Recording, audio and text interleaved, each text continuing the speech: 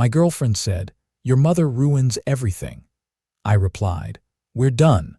Then I logged everything, capped the shared card, gave notice, packed my boxes, returned her ring, and I smiled because she didn't know the trust was for my mom, not her. Original post: I am 32, male. My girlfriend, Melissa, is 29. We had been together a little over 2 years. No kids. We rented a one-bedroom over a small bookstore that opened early and smelled like paper and dust. I work as a financial analyst for a nonprofit hospital. Melissa works in brand partnerships for a wellness company. We met at a trivia night. It felt simple at first. My mom raised me alone. She worked days at the library and nights cleaning classrooms. She made rice and beans stretch a week and still found money for used paperbacks. She is the kind of person who returns carts and remembers birthdays. When my grandfather passed, a trust was set up for the family. My mom is the primary beneficiary. I am a secondary with limited discretion to help her. It is not a yacht fund. It pays for security, roof, health. I do not talk about it. Most months, I only use my paycheck for bills and set aside the trust disbursement for her needs. Melissa knew I sent my mom money. At first, she said it was sweet. She said she admired people who give back, but something shifted once we got serious and moved in together. She started calling my mom your charity case when she was mad. She started asking why we could not take bigger trips. She said, "Your mom is fine. She has a job." I said a life can be fine and still need help. The first off note came when my mom's car died. She needed a repair she could not cover. I paid it.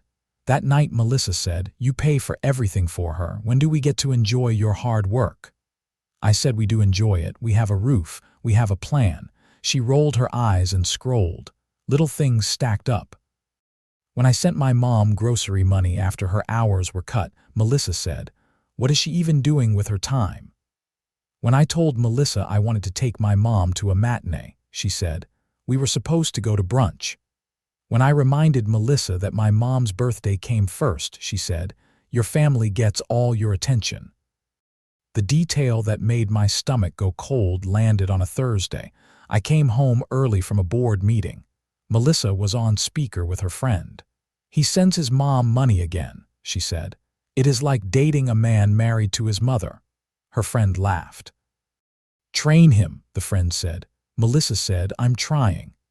I did not rush to the room. I put my bag down. I got water. I let the quiet settle inside me.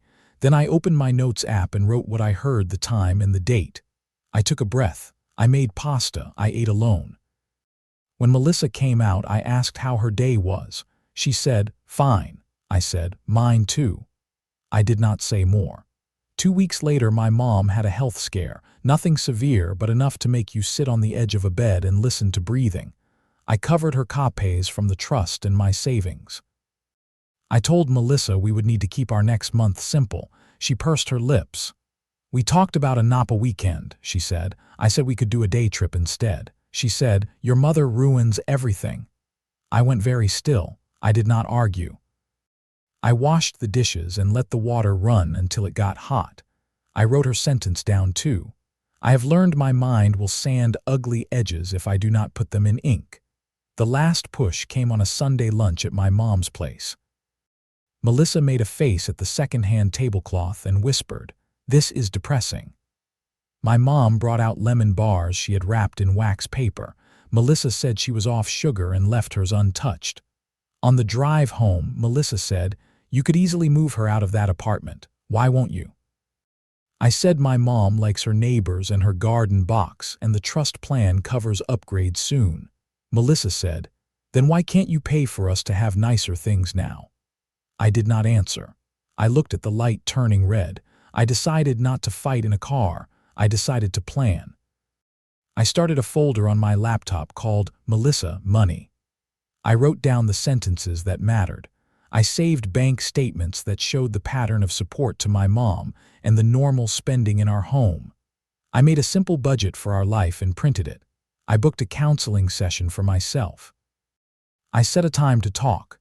Tuesday. 7 p.m. at the kitchen table, daylight still in the window. That was my first action, not a speech, a plan. Update 1, Tuesday at 7, I put the budget on the table. Melissa came in with her phone and a look like she expected a surprise trip. I pointed to the chair she sat. I kept my voice level. I want to talk about money and respect, I said. I support my mom. That is not new. It will not change. We can set shared goals for us, but not by taking from her. She rolled her eyes. Here we go, she said. I slid the budget across. This is what we make. This is what we spend. This is what I set aside each month from the trust for mom, I said. I have not told you details because it is family, but your comments make this hard. You called her a charity case. You said she ruins everything. She looked at the paper without reading. Your mom uses you, she said. You like it because it makes you feel needed. I pulled a page from my file. This is the trust letter, I said.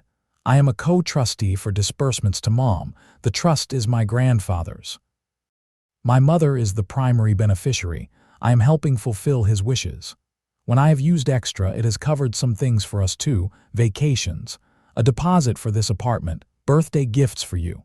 Her face changed, fast math, a shift in her posture. Wait, she said. You used trust money on me. On us, I said, because I wanted to share and because mom allowed it. She said, do something nice for both of you sometimes, not just me, and I did. She sat back. So your mother is rich and still makes you live like this, she said. She gestured at the clean, small table and the thrifted chairs. She is not rich, I said. She is secure. That is different. The trust protects a roof and medicine and the rest of her life.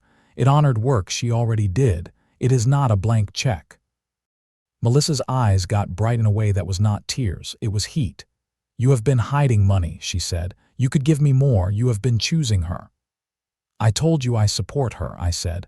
I have not hidden anything. I do not owe you luxury. I owe the truth. This is the truth. She laughed once.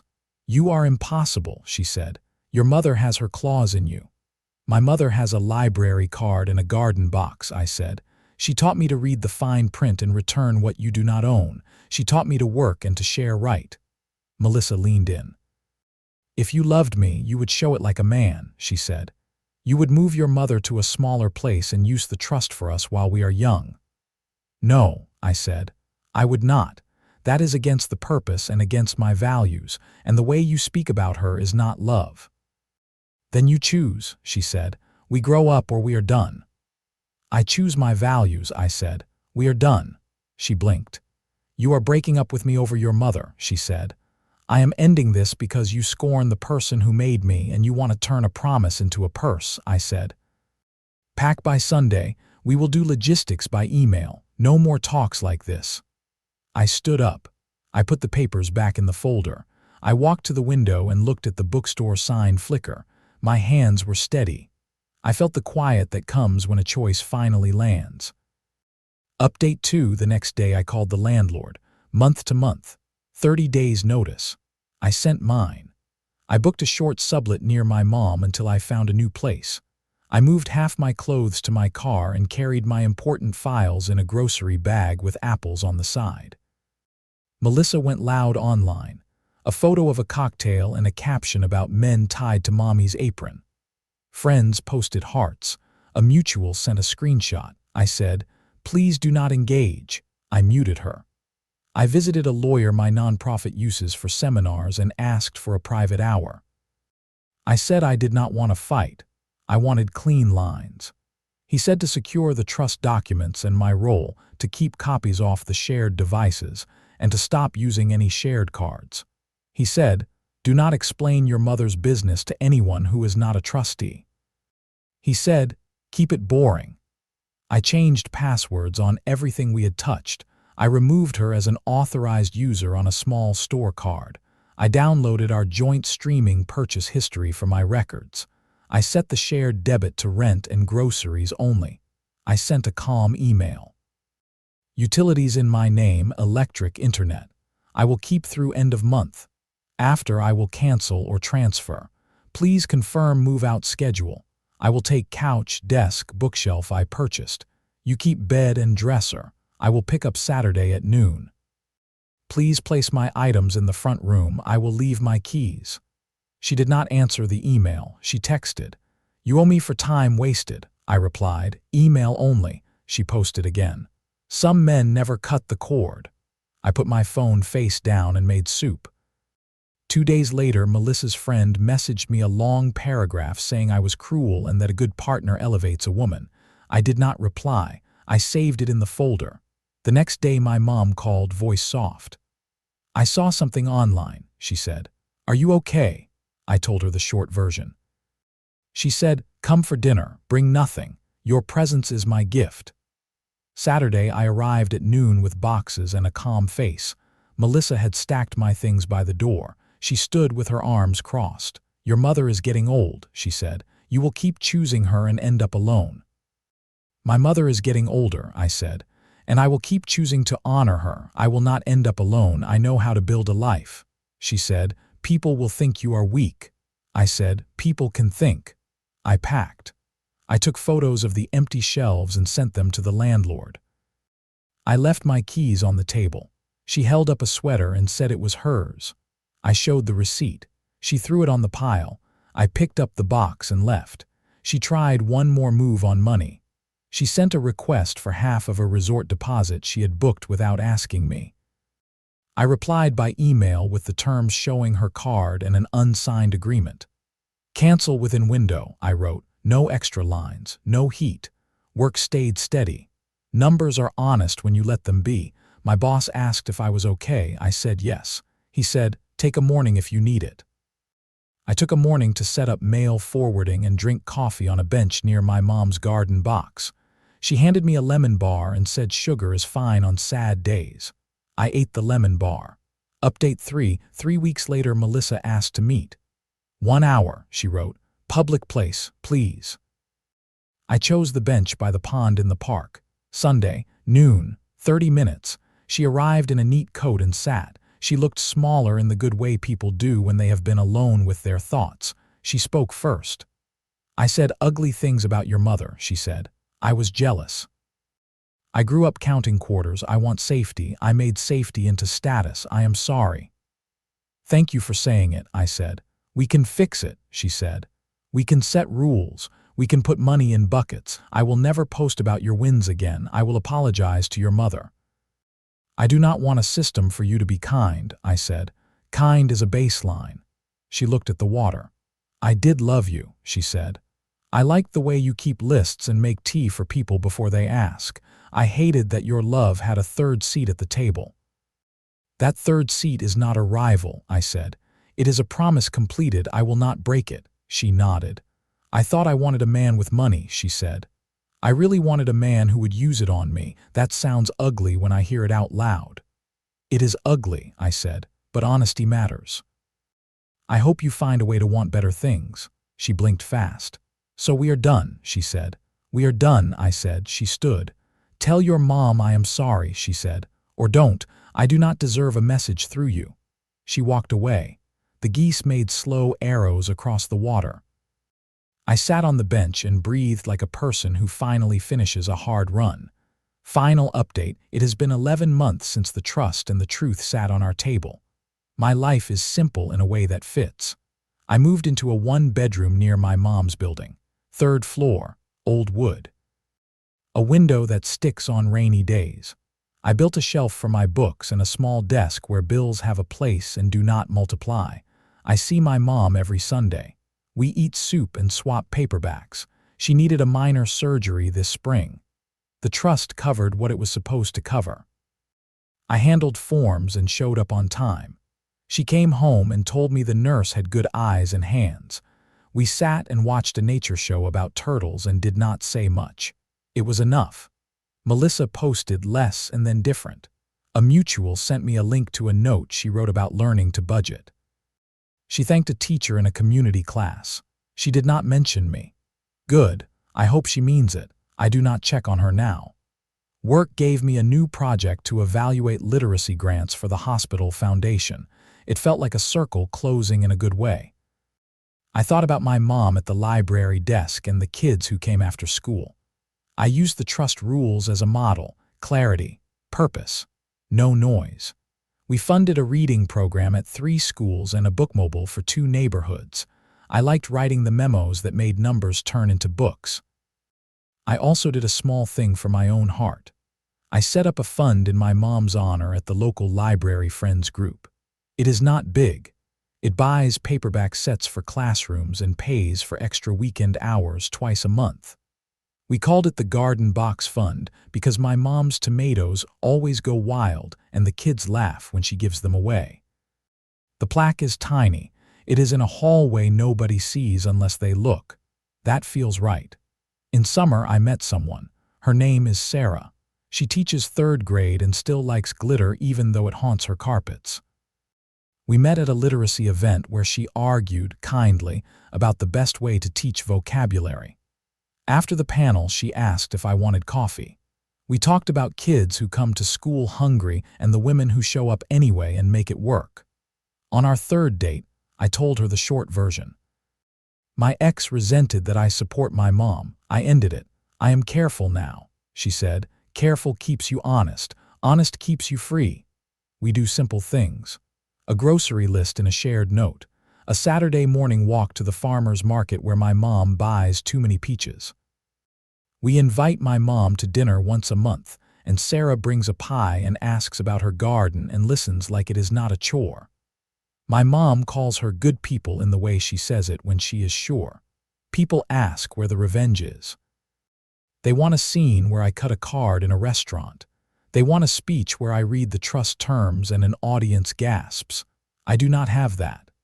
My revenge looked like boundaries that bit. It looked like a clean move out and emails with bullet points. It looked like choosing the person who worked 2 jobs and still read to me over someone who called her a problem. It looked like using money to make the world a little softer for other people's kids, instead of trying to make one person feel bigger. A nephew asked me at dinner why Melissa does not come around. I said, we wanted different rules for love. He said, like take turns or not, and I said, something like that. He went back to building a fort out of napkins. My mom slipped him a lemon bar. He beamed. I kept one thing from the week everything turned. Not a screenshot, not a post, a scrap of paper from my notes where I wrote 4 lines that night at the sink. Believe what you hear. Write it down. Honor the promise. Leave clean. It sits in my desk drawer next to a ballpoint pen and a library card. When I open the drawer to grab a stamp, I see it. It does not hurt. It steadies. If you are where I was, here is what helped. Make a plan before you make a scene. Put numbers on paper so your brain cannot lie to you. Support the people who supported you, even if others call it soft. Keep money in the light. Move out with a checklist. Do not argue on an app. Let time do what time does. Choose people who respect where you came from, not what you can buy. I do not hate Melissa. I hope she builds a life that does not need someone else's mother as a villain. I am grateful for my mom, who taught me that a good life is not a luxury. It is a set of small, honest choices stacked like books on a shelf. I am grateful for Sarah, who brings me tea when I forget to stand up. I am grateful for a fund that buys paperback copies of the same story I wore out at 8. Somewhere a kid is under a blanket with a flashlight turning pages. My mom would say that is wealth. Sometimes I walk past the bookstore under our old place. The owner put out a cart labeled, "Pay what you can." I drop a few dollars and take a paperback for my mom. I keep walking to her building. She meets me at the door with tomato hands and a grin that makes me feel like the richest person on our street. We sit. We read. We do not count. The numbers take care of themselves when you point them toward the right things. That is enough.